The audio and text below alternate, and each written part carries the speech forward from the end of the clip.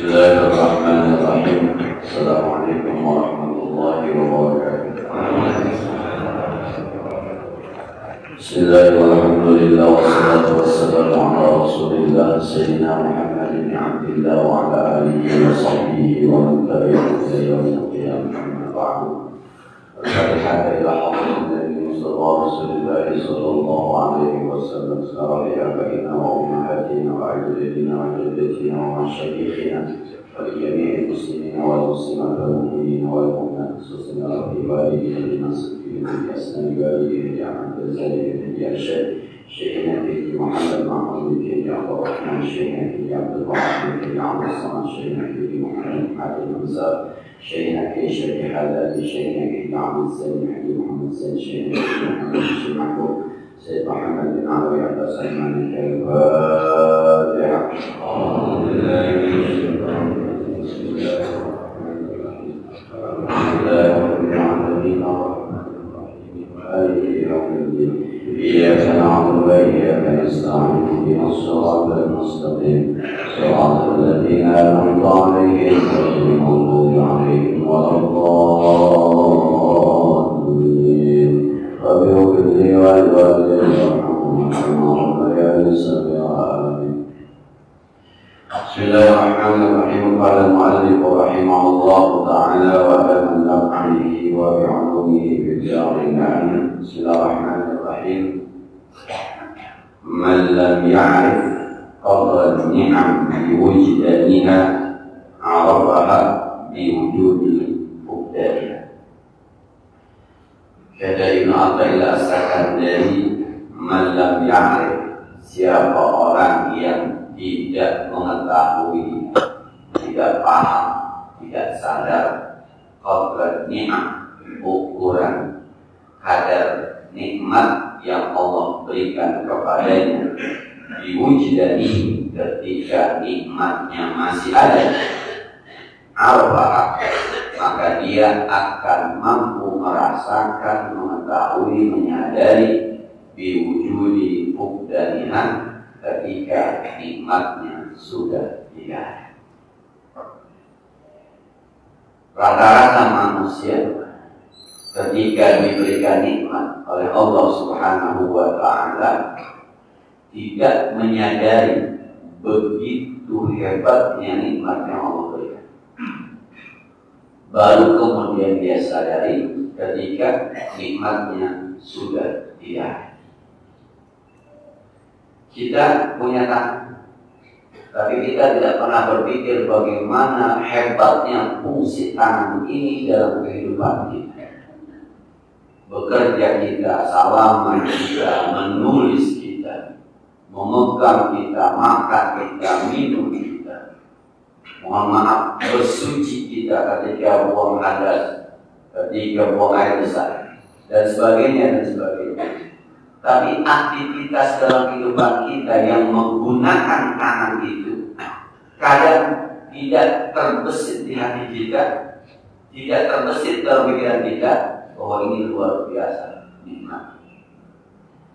Tapi suatu saat ketika tangan kita sakit, terganggu saja satu aktivitas kita, maka kita nggak bisa misalnya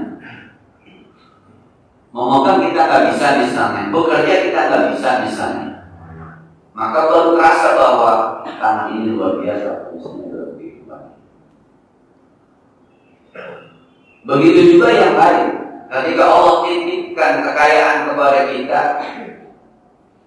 ternyata kekayaan itu berpengaruh terhadap kehidupan kita. Ada orang-orang yang dengan kekayaannya begitu tenang beribadah. Ada orang dengan kekayaannya begitu terpandang di masyarakat. Ada orang dengan kekayaannya begitu gampang bergaul dan banyak teman. Kadang-kadang kekayaan itu yang begitu besar pengaruhnya dalam kehidupan kita, nggak berasa bahwa ini nikmat yang luar biasa. Kita bisa tenang ibadah, mungkin karena harta kita. Kita bisa dihormati, mungkin karena harta kita. Tapi itu akan kemudian kita pahami ketika Allah tarik harta kita. Jangan-jangan ibadah kita menjadi gelisah, orang tidak lagi bergaul dengan kita, dan orang tidak lagi mau menghormati kita. Kata orang dulu begitu, kita boleh kaya, jangankan orang lalat juga mesti demen. Tapi kalau kita udah susah, jangankan lalat kadang-kadang, nyamuk kan udah ogah gigit kita, pahit kadang-kadang. Nah, semua begitu, semua. Sampai yang jarang mungkin bagian terbesit kita bersyukur kepada Allah Subhanahu wa Ta'ala. Kesadaran kita sebagai manusia yang berfungsi otak kita dengan normal. Kan gara-gara otak kita normal, Pak, kita mau duduk di sini, kita mau berteman dengan orang lain, orang lain mau berteman dengan kita masih menggunakan baju, kita masih menggunakan rumah kita. Tapi ada saudara-saudara kita yang nikmat kesadaran dicabut oleh Allah, yang kita sebut dengan majnun, yang kita sebut dengan crazy, nggak lagi berfungsi. Dia tidak lagi butuh dengan baju, dia tidak lagi butuh dengan teman. Kadang-kadang orang tidak mau bergaul dengan dia, menyendiri dia dalam, mohon maaf, kemiskinannya, kesusahannya, apa yang dicabut oleh Allah, nikmat akal dan pikiran. Dan ini sebenarnya masih ada sambungan yang minggu lalu. Minggu lalu itu ada orang-orang yang harus menjalani dalam tanda petik hidup gelap dulu, baru kemudian masuk ke dalam dunia yang terang. Kalau bahasa kita Betawi, ada orang benar tapi brengsek dulu. Ada orang alim dulunya badung dulu. Ada orang yang dekat dengan Allah hari ini dulunya kagak beres. Maka kata Imam As-Sakandari mengatakan boleh jadi Allah ingin menampakkan kepada saudara-saudara kita semacam itu bahwa ketika nikmatnya tidak ada, Anda tidak merasakan nikmat Allah. Tapi ketika nikmatnya sudah ada dengan Anda begitu nikmat. Jadi semua yang ada di dunia ini adalah pengajaran Allah terhadap kita. Wa'allamal insana ma lam ya'lam. Allah ajarkan kita sesuatu yang kita tidak bisa paham. Begini, Pak. Ada orang yang kalau disuruh ngaji itu lu nggak ngaji. Tak, kalau umur udah 55. Tak, kalau umur gua udah 60. Tak, kalau umur gua antar, kalau udah cucu gua antar, kalau udah 60. Ini ajarkan dia untuk beribadah itu dari umur 25. Kalau Pak umur 25 dia di sini. Sekarang sedang kalau di kalangan menitik hari, sampai lupa mengaji, sampai lupa masuk jamaah, sampai lupa masuk saudara, sampai lupa masuk tetangga. Nggak pernah ada undangan, nggak pernah ada manusia, nggak pernah dia. Kenapa? Saking sibuknya, seakan-akan hidup ini dia doang yang punya kerjaan. Orang lain yang suka ngaji nggak punya kerjaan. Orang-orang yang suka sholat jamaah, orang-orang yang nggak punya kerjaan. Gue mana suka begitu. Ternyata yang dia ukur itu umur 55 dia baru kembali ke masjid. Ketika umur 25 dia punya harta 100 juta, umur 30 dia punya harta 1 miliar, umur 40 dia punya harta 2 miliar, tapi umur 45 turun. Karena memang produktivitas itu sampai pada titik jenuh. Sampai umur 55 kembali uangnya 100 juta.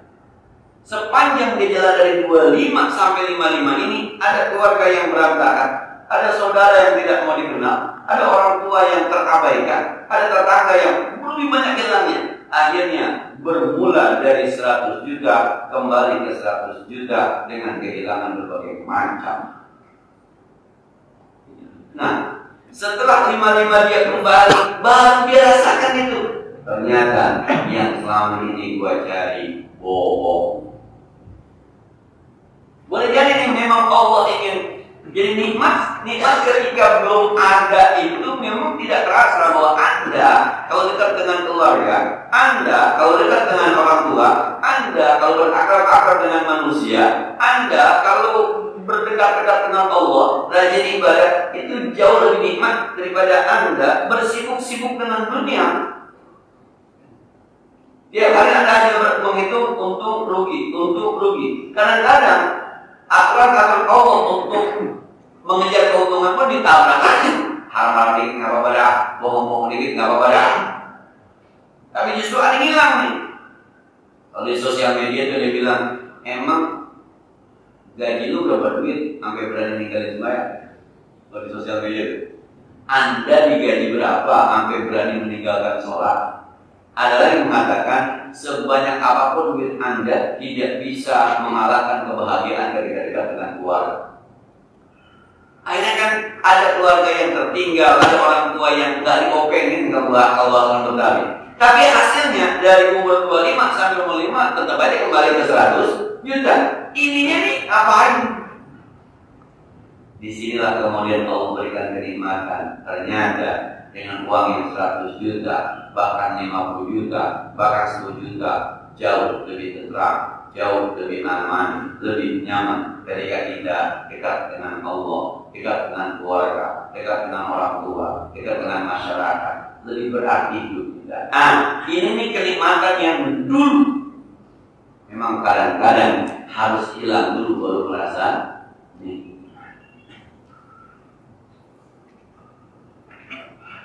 Cerita pribadi saja Pak.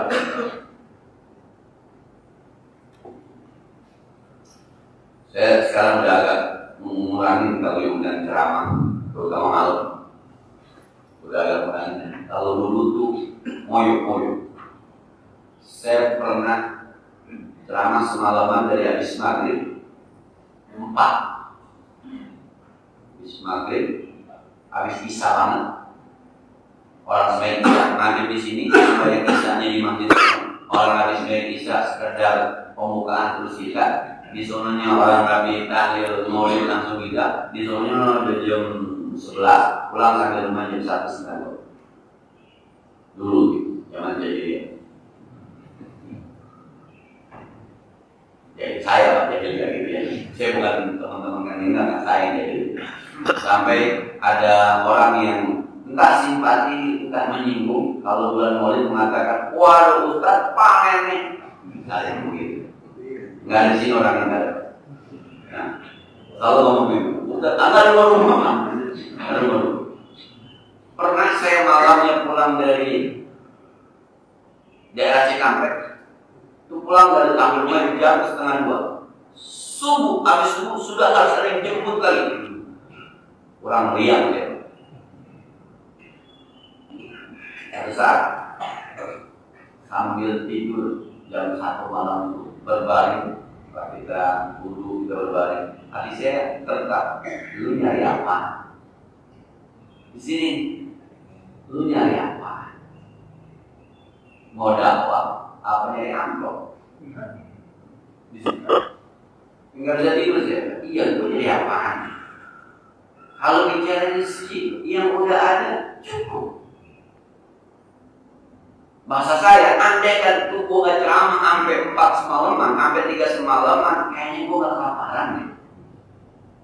Kalau mau dikata dakwah, apa iya? Dakwah kan gak mesti saya, Pak. Misalnya saya punya undangan satu saat ini nih, udah satu aja. Yang lain ngambil orang lain kan dakwah juga. Gak mesti saya. Ustaz-ustaz lain banyak, penceramah-penceramah lain banyak. Emang apa itu kita ngatur? Lebih sanding, lebih sisa. Jam 9 berceramah ya. Jam 9 mau nggak? Begitu. Jadi besek nggak kemakan aja ya Pak. Ustaz kan beseknya banyak. Ya, kalau satu tempat aja 3 beseknya kali 4 udah 12. Pulang bini udah tidur, anak bisa tidur. Saya bilang, ya Allah. Puncaknya ketika kena TB 2 6 bulan. Pas sekarang saya nikmati enakan ngajar di masjid.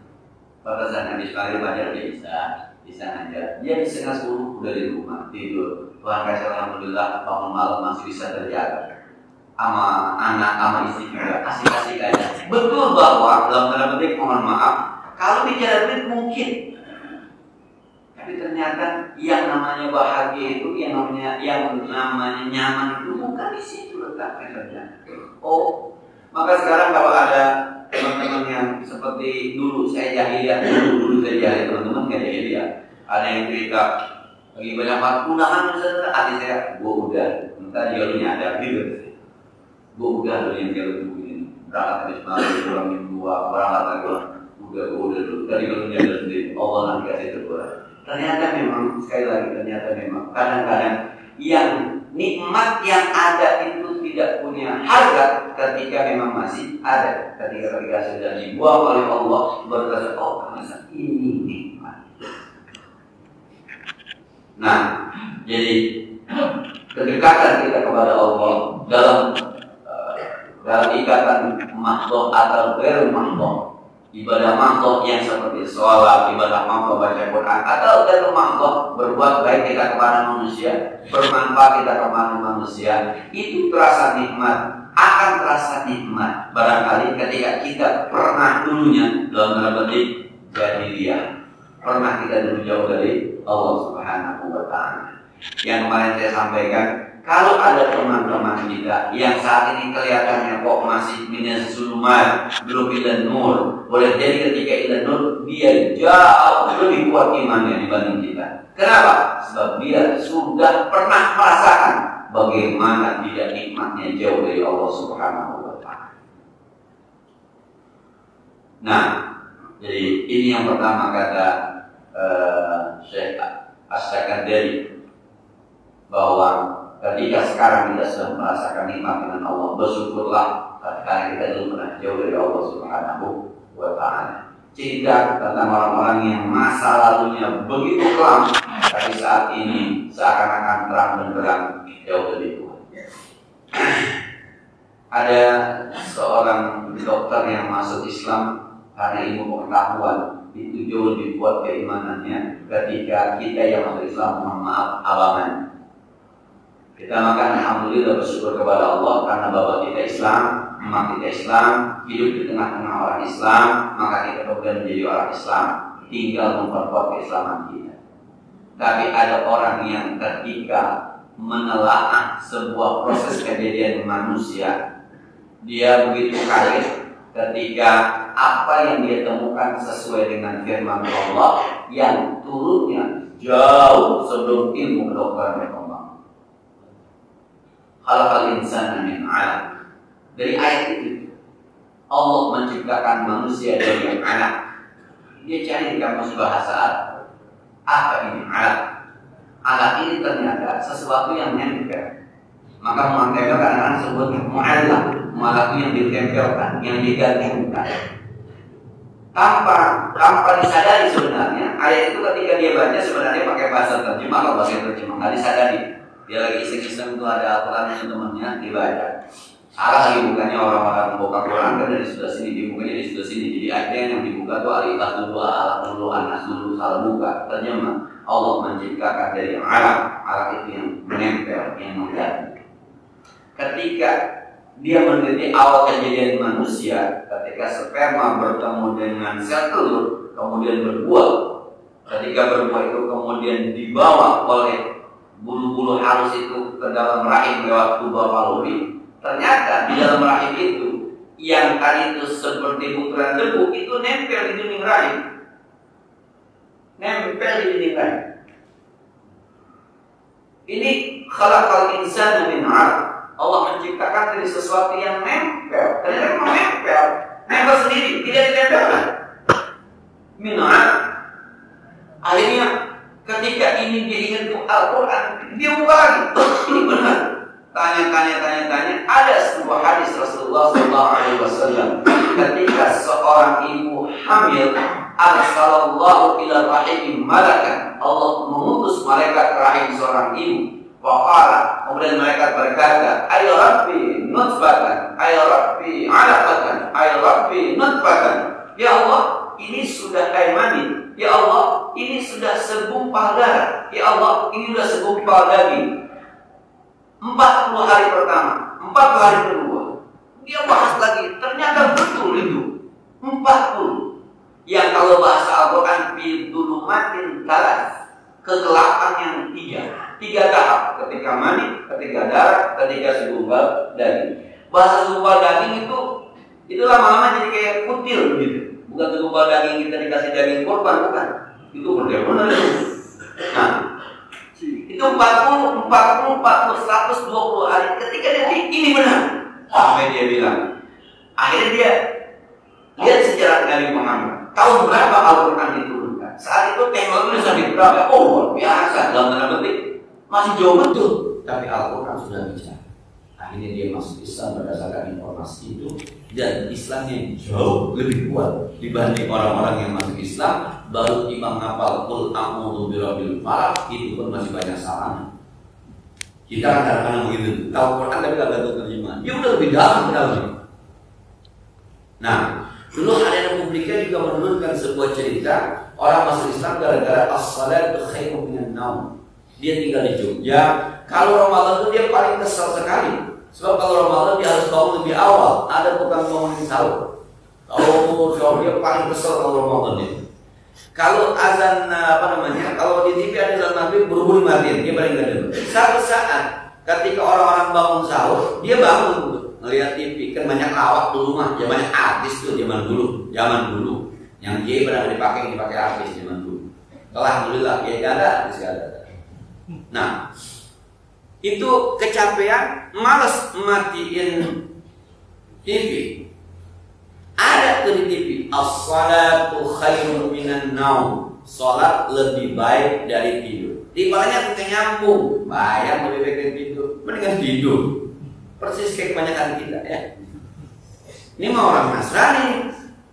As-salatu khairun minan naum. Salat lebih baik dari tidur.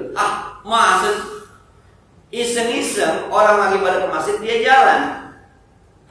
Dia lihat tuh orang lagi wudhu.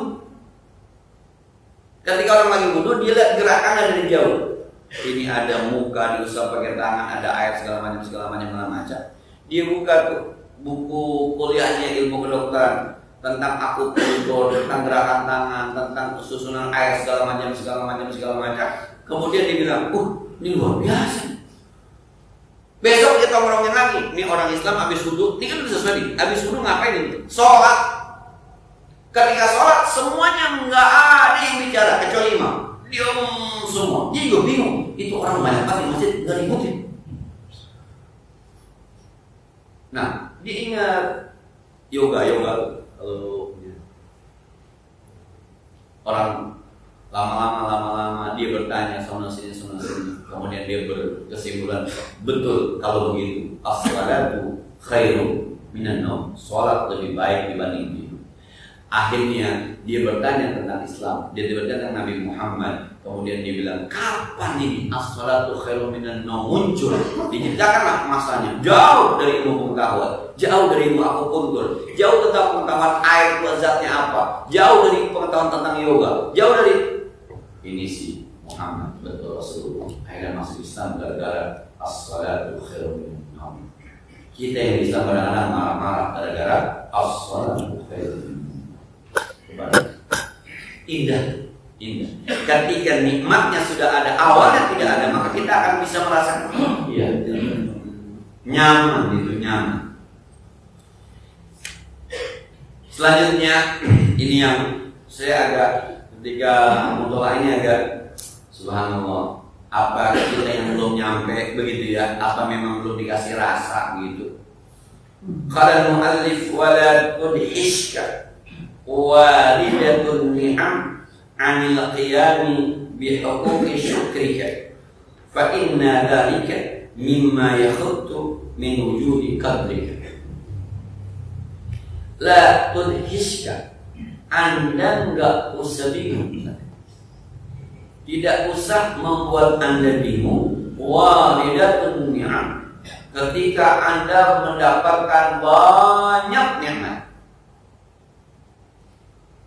Anil qiyami bi huquqi syukrika, Anda enggak usah bingung karena Anda merasa tidak bisa bersyukur dengan baik terhadap nikmat yang telah Allah berikan kepada Anda. Enggak usah bingung. Nah, ya Allah, boleh kasih rezeki banyak sama Tuhan ya. Bayang Tuhan masih 2 aja, gak akan nambah-nambah. Kapan jadi 8? Gak usah bingung. Ya Allah, alhamdulillah akhirnya menang juga juara makan lomba apa kemarin gitu. Syukur.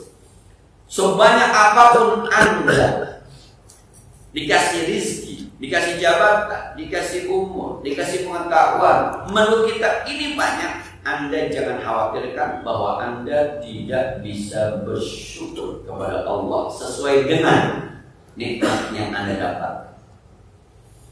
Fa inna dzalika, sebab kerisauan Anda, mimma yakhuddu min wujudi qatrika, termasuk sesuatu yang merendahkan kemampuan Anda bersyukur.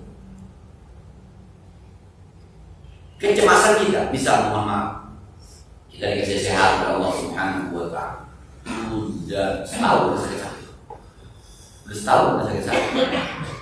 Orang-orang pada pilek dia enggak, orang-orang pada batuk dia enggak, orang pada buang bayar dia enggak, orang pada enggak, dia sehat aja sehat. Setahun. Ya Allah, alhamdulillah setahun ini gua enggak pernah dokter ini. BPJS ini mau pakai. Nah, tapi sembahyang gua ya main sunnah ya tiap hari kayaknya ini. Enggak usah, Anda enggak usah khawatir. Ketika Anda mengkhawatirkan itu, ya Allah, gua belum bisa bersyukur amat dengan nikmat. Berarti Anda menurunkan kemampuan Anda dalam bersyukur. Nah, dan ini ada ungkapan dari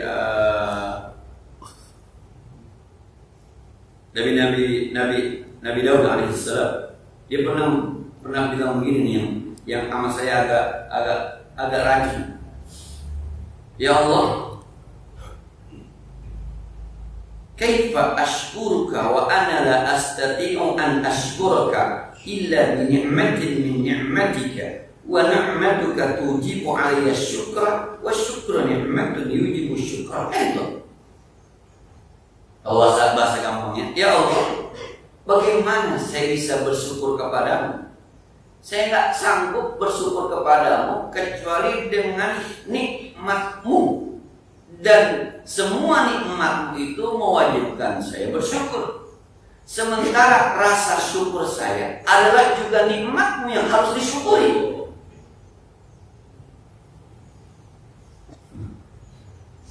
Saya ulang ini Nabi Daud.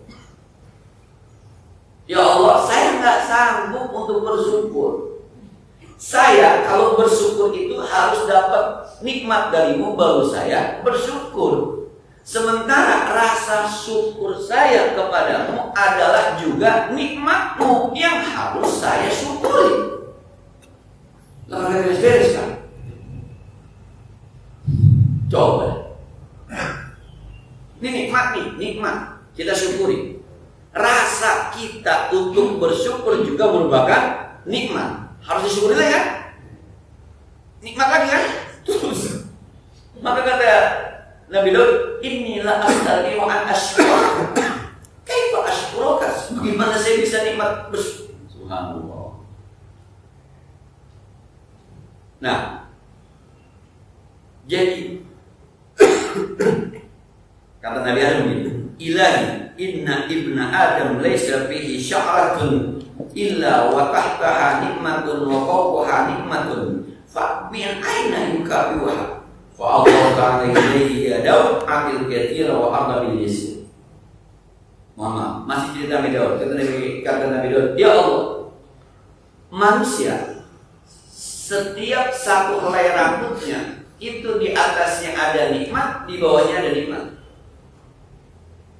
Rambut kita, Pak, itu satu helainya, di atasnya ada nikmat, di bawahnya ada nikmat. Di atasnya ada nikmat. Apa nikmatnya? Buat yang punya rambut, orang bilang rambut itu bagus. Di bawahnya ada nikmat. Buat siapa? Buat tukang sampo, Pak. Nih. Ini nikmat buat tukang cukur. Kita juga punya nikmat di kujuran. Ini buat nikmat buat tukang sampo. Semuanya ada nikmat. Kalau satu helai rambut ada nikmat di badan kita, Pak, dari atas sampai ke ujung kaki, berapa helai rambut?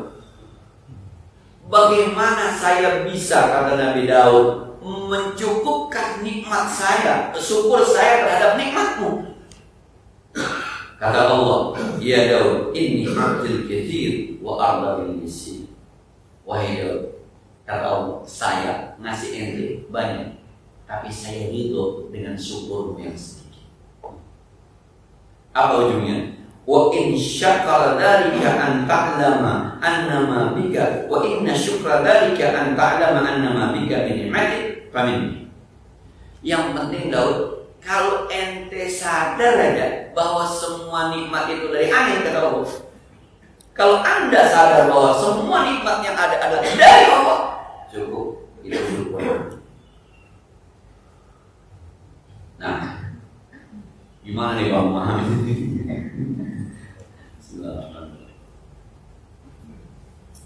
Saya khawatir kita orang awam, takutnya ya udah nggak usah syukur-syukur banget gini.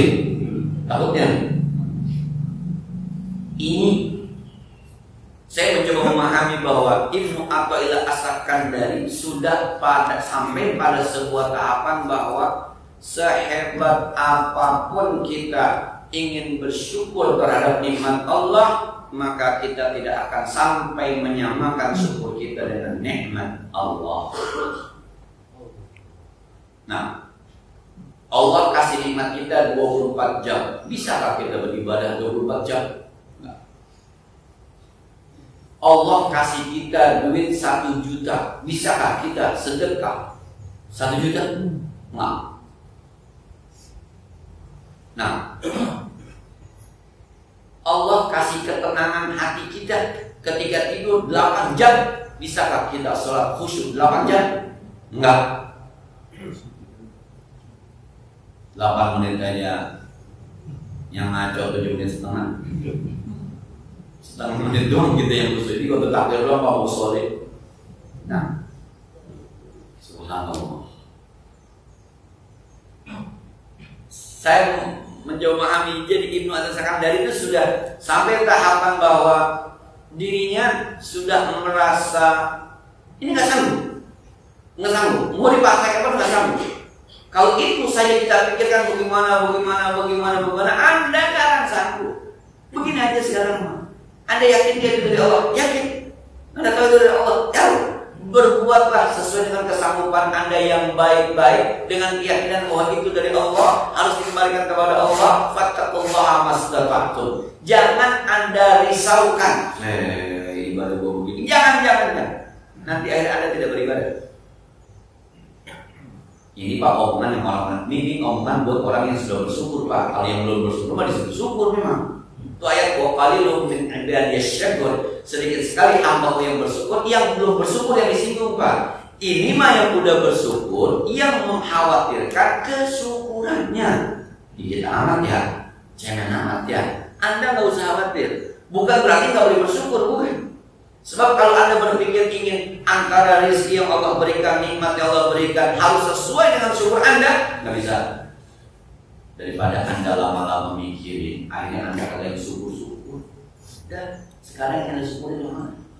Tuh ada orang-orang yang nggak mampu setiap bulan gua. Oh jangan, kenapa Anda kasih? Akan gue dikasih rezeki sama Allah, kok kasih yang lain? Jangan. Gue bangun tahajud baru setengah 4 ini. Cakep. Emang apa? Ya bisa. Udah cakep. Kalau itu diterusin, yang lain terusin terus. Nanti Allah yang akan mengajarkan kita. Itu bahasa tadi saya bilang wa'allama insana ma lam ya'lam. Oh, ini yang nikmat. Sekali lagi Pak, sehebat apapun rezeki yang Allah berikan kepada kita, jangan mengkhawatirkan. Sekali kalau kitanya sudah bersyukur. Ada ayat-ayat yang menarik nih Pak, diajarkan. Di surah An-Naml ayat 15. Wa laqad atayna Dauda wa Sulaimana 'ilma. Kami berikan kepada Nabi Daud dan Sulaiman ilmu. Kemudian bersyukur di mana? Wa qala, dan keduanya mengucapkan alhamdulillahilladzi faddalana 'ala katsirin min ibadihi mu'minin. Keduanya ketika bersyukur dikasih ilmu mengucapkan alhamdulillah. Minimal tuh kalimat alhamdulillah dengan memahami isinya. Nah, kita ada orang ngasih ya. Besok-besok korban dan ketemu kita. Assalamualaikum, Pak Haji, ya. Ini jatah di masjid nih korban nih. Alhamdulillah. ketika ucapan kita alhamdulillah tertujunya kepada yang memberi hewan kurban di depan rumah kita berbentuk manusia, apa kepada Allah? Tuh. Pak, jujur aja Pak. Ketika ada datang ke masjid, Assalamualaikum, Pak Haji, Bang, Cang, Cing, kapan ya? Ini jatah dari masjid, tapi sapi ya bukan kambing. Alhamdulillah. Tuh artinya kemana? Ke yang ngasih apa ke Allah? Artinya makanya ada yang ke ngasih juga ya. Ke ngasih. Hati kita nih Pak, hati kita emang gak bisa dipotong ini mah. Masing-masing. Kalau saat itu alhamdulillah akhirnya lu inget juga sama gua. Nah lu ini kemana nih? Iya. Yang lain Pak RT, lu deh, iya. Ini ada jatah dari masjid. Oh, alhamdulillah teh, gua diingetin juga akhirnya. Itu kemana itu? Ke RT. Tapi coba kalau terjemahnya, segala puji bagi Allah. Kenapa jadi RT? Ini yang akhirnya karena hati kita tidak terbiasa, kita belum dinamakan orang yang bersyukur. Ada lagi ayat yang di surah Az-Zumar ketika wasifal ladzina kafaru minal jannati zumar, ujungnya wa qalu alhamdulillahi alladzi sadaqana wa'da. Ketika orang digiring ke surga, apa ucapannya? Alhamdulillah. Nah, jadi teman-teman saya tidak semua, kalau kita sudah pada tahapan bersyukur kepada Allah Subhanahu wa taala, tidak usah dirisaukan sehebat apa syukur kita diukur dengan nikmat Allah. Sebab sehebat kita ingin sama akan sama dengan nikmat yang Allah berikan kepada kita. Itu kata Nabi Daud, ya Allah, bagaimana saya bisa bersyukur kepadamu? Bukankah saya harus bersyukur karena nikmat-Mu? Dan syukur juga, rasa syukur di hati saya merupakan nikmat-Mu yang juga harus disyukur. Nggak habis. Nah, jangan sampai nanti kekhawatiran kita, kegelisahan kita terhadap syukur kita akhirnya justru menjauhkan kita dari Allah Subhanahu wa taala. Saya kira ini ya, insyaallah nanti kita lanjutkan sebagaimana biasa. Yang ada pertanyaan kita ingat oleh Ustaz.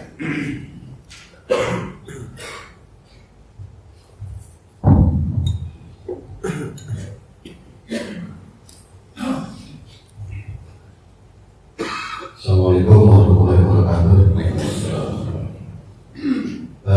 Ustaz, saya nggak ngajak yang ditanya cuma satu, masalah syukur ini. Kita kadang-kadang tadi sudah diuraikan, sudah dijelaskan bahwa bersyukur kepada Allah ini kadang-kadang suka lupa. Jadi bersyukur kepada orang yang memberi.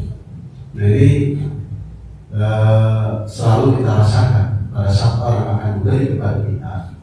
Begitu tidak dapat pemberian dari yang bersangkutan, kita bersyukurnya bukan ya terima kasih, alhamdulillah terima kasih. Nah kita tidak sadar bahwa itulah pemberian daripada Allah. Nah ini bagaimana memaknai supaya kita bisa bersyukur kepada Allah. Terima kasih. Nah,